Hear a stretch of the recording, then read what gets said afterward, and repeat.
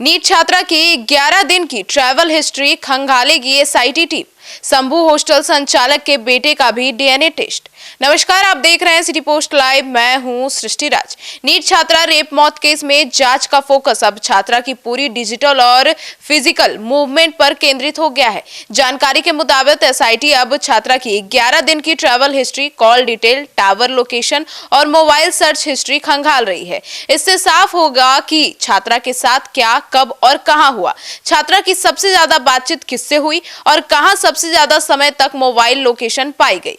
अब इस पूरे मुद्दे पर विस्तार से बताने के लिए हमारे साथ मौजूद हैं chief editor Shrikant Patyu sir. Sir, अब तक 25 लोगों का डीएनए टेस्ट ले लिया गया है और उनके हॉस्टल के मालिक के बेटे का भी डीएनए टेस्ट उसमें शामिल है। हाँ, डीएनए टेस्ट के लिए सैंपल लिया गया है लगभग 2 दर्जन लोगों का, और उसमें एक शंभू हॉस्टल के मालिक का बेटा भी है। तो पुलिस को आशंका होगी कि बेटा संलिप्त हो सकता है। अब तक 25 लोगों के डीएनए सैंपल लिए जा चुके हैं और जांच में यह बात सामने आई थी कि लड़की नाबालिग थी, लिहाजा पुलिस ने इस केस में पॉक्सो एक्ट की धाराएं भी अब जोड़ दी हैं। नीट छात्रा रेप केस में अब तक जांच एजेंसियों ने 25 लोगों के डीएनए सैंपल लिया है और इसमें जैसा कि मैंने पहले भी बताया कि शंभू गर्ल्स हॉस्टल के में आने जाने वाले लोग शामिल हैं, युवक शामिल हैं और हॉस्टल का मालिक का बेटा भी शामिल है। तो छात्रा को अस्पताल पहुंचाने में मदद करने वाले परिजन और करीबी सबके डीएनए टेस्ट सैंपल लिए गए हैं। इस मामले में हॉस्टल संचालक के बेटे का भी डीएनए सैंपल लिया गया है। इससे साफ है कि एसआईटी जांच में किसी स्तर पर कोई ढिलाई नहीं करना चाहती, कोई चूक नहीं बरतना चाहती है। तो लड़की के जो मददगार थे, हॉस्टल के जो कर्मचारी थे, हॉस्टल के मालिक के बेटे, सबका सैंपल लिया गया है। अब डीएनए से ही पता चलेगा कि भाई कौन कौन इस दुष्कर्म में शामिल था और तभी खुलासा हो पाएगा। मतलब ये एफएसएल की जांच के छात्रा के कपड़ों पे स्पर्म मिलने के बाद ही डीएनए मिलान जांच का सबसे अहम बन गया है। बिल्कुल, अब तो मेल का स्पर्म मिला है तो अब डीएनए टेस्ट से ही पता चलेगा कि किसका है। इसी स्पर्म के डीएनए को सभी संदिग्ध लोगों के डीएनए से मैच किया जाएगा।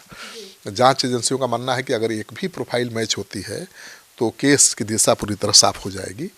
जज की मौजूदगी में मेडिकल गाइडलाइन के तहत डीएनए सैंपल लिए गए हैं और सैंपल सील कर एफएसएल भेजे गए हैं। एसआईटी का कहना है कि ज़्यादा से ज़्यादा रेफरेंस सैंपल लेकर जांच को कोर्ट में विवाद मुक्त बनाना जरूरी है और इसी वजह से परिजनों और मददगारों के भी सैंपल लिए गए हैं। हालांकि इस पर परिवार ने तो आपत्ति भी जताई है कि भाई हम तो पीड़ित हैं, हमसे ही पूछताछ की जा रही है, हमारे ही बच्चों के सैंपल लिए जा रहे हैं, क्योंकि लड़की के माता पिता, भाई और मामा सबके सैंपल लिए गए। सर, तो अब तक जांच कहां तक पहुंची है? देखिए, एसआईटी अब तक छात्रा की 11 दिन की पूरी ट्रैवल हिस्ट्री को खंगाल रही है और जांच 27 दिसंबर से शुरू होकर 6 जनवरी तक केंद्रित है और यह देखा जा रहा है कि छात्रा पटना और जहानाबाद में कहां कहां गई, कितनी देर रुकी और किसके संपर्क में रही। 27 दिसंबर को छात्रा अपने परिजनों के साथ पटना से जहानाबाद गई थी। 5 जनवरी की दोपहर तक वहीं रही और 5 जनवरी को ट्रेन से पटना आई और सीधे शंभू गर्ल्स हॉस्टल गई। तो एसआईटी ने इस पूरे सफ़र में शामिल स्कॉर्पियो ड्राइवर, ऑटो चालक, ट्रेन टाइमिंग तक की पुष्टि की है और mobile tower location, Google location history और सीसीटीवी फुटेज के जरिए यह जांच हो रही है कि क्या इस दौरान कोई अनजान व्यक्ति छात्रा के संपर्क में आया। जांच एजेंसियां मानती है कि कई बार अपराध की कड़ी अपराध स्थल से पहले जुड़ती है, इसलिए ट्रैवल हिस्ट्री को बेहद गंभीरता से देखा जा रहा है ताकि कोई कड़ी जुड़े और जैसे ही वो कड़ी जुड़ेगी जांच आगे बढ़ेगी और जो दोषी है वो दबोच लिया जाएगा। मतलब कि छात्रा के मोबाइल की टावर लोकेशन हिस्ट्री एसआईटी के लिए अहम डिजिटल सबूत बन सकती है। बिल्कुल, पुलिस पता लगाने में जुटी है कि किस समय मोबाइल किस टावर से कनेक्ट था। इससे यह साफ हो जाएगा कि छात्रा घटना से पहले और घटना के दौरान या फिर उसके बाद किन किन इलाकों में मौजूद थी। खासतौर पर 5 जनवरी की शाम से 6 जनवरी दोपहर 2 बजे तक का डेटा अलग अलग टाइम स्लॉट में जांचा जा रहा है। हॉस्टल और अस्पताल के पास के टावर और रास्ते में आने वाले टावरों के डेटा का मिलान किया जा रहा है। एसआईटी सूत्रों के मुताबिक टावर डेटा को संदिग्धों के मोबाइल लोकेशन से क्रॉस चेक किया जा रहा है। अगर किसी संदिग्ध की लोकेशन छात्रा के मोबाइल के साथ मैच करती है तो वह जांच में बड़ा सुराग माना जाएगा। यह भी देखा जा रहा है कि मोबाइल लंबे समय तक किस जगह स्थिर रहा, जिससे घटनास्थल की पुष्टि हो सके, क्योंकि अभी तो पता ही नहीं है कि रेप हुआ तो कहाँ हुआ। रेप की पुष्टि तो हो गई है लगभग, लेकिन किसने किया, कहाँ रेप हुआ, ये पता नहीं चल पाया है, तो लोकेशन से ही पता चलेगा। तो छात्रा की 1 महीने की मोबाइल सर्च हिस्ट्री भी देखी जा रही है। बिल्कुल, जांच में सामने आया है कि छात्रा के मोबाइल में नींद की गोली से जुड़ी सर्च हिस्ट्री मिली है।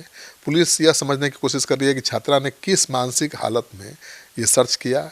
इसके अलावा 5 जनवरी से 6 जनवरी तक दोपहर तक की सर्च हिस्ट्री को टाइमलाइन के साथ देखा जा रहा है। क्या कोई मेडिकल सर्च थी, क्या किसी दवा या लक्षण से जुड़ी जानकारी खोजी गई, इन सवालों के जवाब तलाशे जा रहे हैं। और एसआईटी का मानना है कि मोबाइल सर्च हिस्ट्री से यह संकेत मिल सकता है कि छात्रा पर कोई दबाव था या उसे किसी तरह की दवा दी गई थी। तो जांच आगे बढ़ रही है। तो एसआईटी की जांच में भी लापरवाही सामने आई है। बिल्कुल, शुरुआती दस्तावेजों और परिवार के बयानों में छात्रा की उम्र 18 साल से कम होने के संकेत मिले थे। इसके बावजूद शुरुआत में एफआईआर में पॉस्को एक्ट नहीं जोड़ा गया। नाबालिग से जुड़े केस में यह देरी कानून के हिसाब से बहुत गंभीर मानी जाती है, बड़ी चूक मानी जाती है। शंभू गर्ल्स हॉस्टल में छात्रा के कमरे और आसपास के इलाके को तुरंत सील नहीं किया गया, ये भी बहुत बड़ी भूल है। इससे सबूत से छेड़छाड़ और सफाई या मूवमेंट की आशंका बनी रहती है।